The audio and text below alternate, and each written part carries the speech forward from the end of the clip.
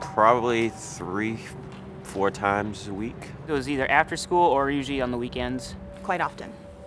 Yeah, I watched Sesame Street probably every day when I was a kid. Any favorite characters?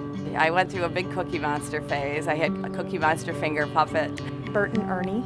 I liked Ernie in particular. From like Kermit, I remember getting a sense of sort of like can-do. I loved Snuffleupagus. And he was like swaying back and forth. 1, 2. The Count, yes, the Count. I love the humans. I loved Maria and Luis. Of course, Big Bird. As you got to learn his character, he just was just this giant bundle of, it's kind of cheesy, but love. Oh, Oscar the Grouch. He was hilarious and very misunderstood. He wasn't treated badly. Everybody was just kind of like, he's crabby. What did it teach you? They taught me about counting. The alphabet. Numbers and shapes and stuff like that. Like my neighbors, so understanding people around me. Compassion. Being thoughtful.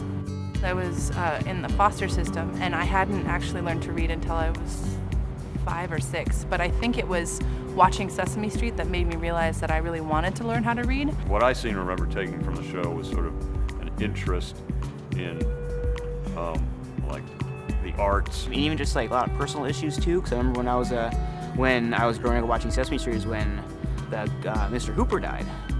You know, life happens, and here's how you handle it. Preparing them is, I think that's part of our job as adults. How to deal with difficult situations and how to come out of it being a better person. I was a farm kid in the middle of Nebraska, in the middle of nowhere. I didn't have a stoop to sit on. I didn't have a street to learn anything from. He sort of like thought beyond just your own neighborhood. In this world, that there are more than one kind of people. People of all color skin, characters of all color fur, and that was just one big happy neighborhood. And it actually taught me that it's okay to look like me.